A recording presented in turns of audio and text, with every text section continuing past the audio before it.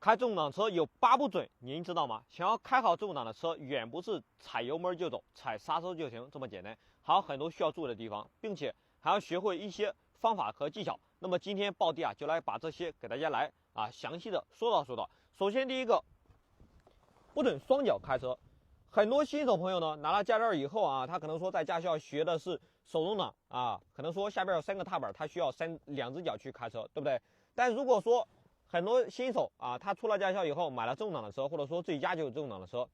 他一样保留了驾校的习惯，还是2只脚开车，一个脚油门一个脚刹车的，看似2个脚分配的很公平，但其实存在很大的安全隐患。假如遇到紧急情况，你又不知道哪个脚该踩了，直接就自己把自己搞乱了。因此咱们开自动挡的车一定不能双脚开车，咱们记住用一只右脚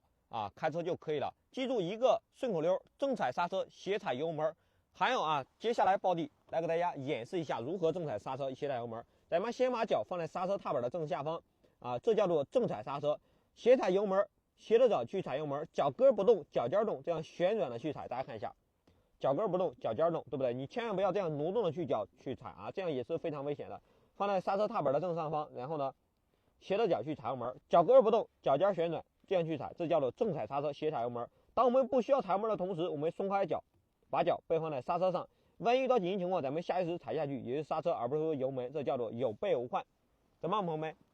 你学会如何正确的去踩刹车和油门了吗？接下来第2个，不准空挡滑行。很多司机朋友认为空挡滑行会省油，想法是好的，但结果却是错的。因为现在的车都是电脑系统控制喷油量大小，咱们档位挂在地档上，你不踩油门，电脑系统会判断此时车子是一个滑行的状态，就会控制不喷油。如果说你是挂在空档上滑行，行车电脑系统就会误认为咱们的车子挂在 A 档上，它是不是处于一个怠速呢？怠速状态为了保证车辆不熄火，它就会持续喷油，而且呢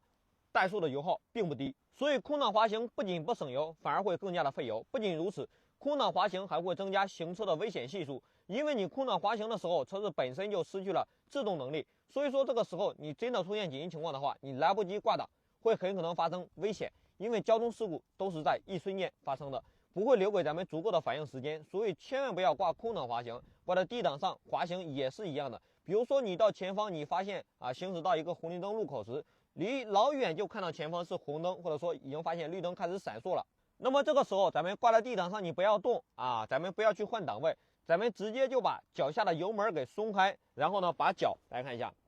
咱们松开油门以后，把脚虚放在刹车上，咱们如果说遇到紧急情况也可以立马停下，对不对？那如果说你发现快要接近前车了，咱们就慢慢的根据距离去点刹，控制车速。当快要到停止线之前，咱们踩下刹车，松一下再踩下，这样车辆就可以稳稳的停下来。这样即便是遇到紧急情况，咱们也来得及反应，所以坚决不准空挡滑行。第3，不准长时间停车挂在地档，比如说在等红绿灯或者说短暂停车的时候，你踩着刹车挂在D档上，而不是说 N 档上。很多人开中档车的时候为了图省事儿，不去换挡，然后呢直接就踩着刹车等红绿灯。这个时候如果说你刹车踩得不够力， ECU 就会认为车子要起步了，车子就会有向前的动力，在长时间的这种起步刹车的较量当中，对咱们的变速箱肯定不好，而且呢还会增加积碳，还费油。因为这时挂在 D 档上，虽然车子是停下了，但是发动机还是在喷油的状态，所以说这一部分油就是浪费了。同时车没有跑，肯定会增加一部分的积碳，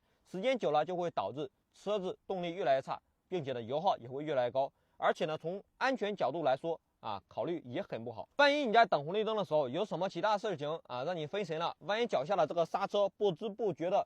你松开了，是不是很容易导致你的车子不知不觉向前溜车或者说向后溜车呢？非常的危险。第4，不准在临时停车时挂 P 档。P 档是车子的一个驻车档位，是长时间停车的时候要挂的一个档位。挂上 P 档之后，车子的变速箱齿轮是处于锁死的状态，比如短暂停车时，或者说等红绿灯时，或者说堵车了，或者说在路边等人，或者说有人上下车只要你是临时停车有些老铁他就习惯挂 P 档，这是错的。为什么呢？因为变速箱在锁死的状态下，如果说这个时候万一后方的车辆没有刹住车，把咱们追尾了，发生了一个追尾事故把咱们的车被动的撞出去好几米，这样肯定会对变速箱锁止机构造成损伤，对变速箱造成伤害。而挂在 N 档上就不会出现这种情况，因为还是那句话，变速箱 P 档锁死的情况下，你强行往前推动了，那么这个齿轮就会直接碎掉，变速箱就会报废。对不对？所以咱们临时停车时，咱们可以把车辆挂在 N 档上，拉起手刹就可以。第5，不能用 D 档长时间的上陡坡或者说下陡坡去行驶，应该用咱们车辆上的 M 档或者说 L 档。L 档就是低速档，可以利用发动机的牵制力去上下陡坡。如果说你发现你的档位上没有 L 档，你可以切换到 M 档，也就是说手动挡模式。档位上如果说你发现 M 档也没有，你看一下有没有这个加减号，大家看一下这个加号和减号，只要这个档位上面有加减号的，都是有 M 档的。我们把档位向加减号的方向，大家看一下，一推，那么此时咱们就顺利挂上了 M 档。咱们现在来看一下我的仪表盘，现在是不是 M 档，对不对？我切回 D 档，切回 M 档，这就是 M 档。那么咱们 M 档是干嘛用的呢？其实 M 档它就相当于咱们中档的手动档位，咱们挂到 M 档以后，就可以获得更大的扭矩和牵制力。在上坡的时候，你不用踩多深的油门，就可以轻松的爬上去；而在下坡的时候呢，发动机的牵制力也会起到作用，减少咱们因为下坡的惯性的原因而去频繁踩刹车的情况。因为如果说就像这种情况大家看一下，如果说我挂在 D 档上以后，我长时间下坡，对不对？下坡的途中，由于惯性的原因，我需要不断的去用刹车去减速那么这个时候你刹车用的多了以后，频繁的用的多了以后，刹车片和刹车盘互相摩擦，就会出现热衰减的情况，时间一长出现刹车失灵都有可能，对不对？所以说咱们切换到 L 档或者说 M 档以后，手动把这个档位降低以后，利用发动机的牵制力去下坡，就可以有效防止刹车片过热，影响刹车性能而造成的这种刹车失灵。当然了，这种情况只会出现在那种很长的坡道上。第6，不能在停车的时候直接按挂 P 档熄火走人。我想很多新手朋友在停车的时候都是直接像刚才报的这样挂 P 档熄火走人的，对不对？其实如果说你是在这种平地路面上，你这么停车也没什么。但如果说你是在这种有坡度的路段这样停车可能说会发生咱们这个变速箱的档杆卡在 P 档上拉不动的情况。所以说遇到坡道，正确的停车顺序应该是这样的：报的先把车辆启动正确熄火停车的顺序应该是这样的。咱们车辆大家看一下，在 D 档上车辆我们用脚把刹车停稳以后，咱们然后呢把档位挂入 N 档，随后呢拉起手刹，松开脚刹，然后呢这个步骤完成以后，咱们就可以再踩下刹车，切入 P 档熄火了。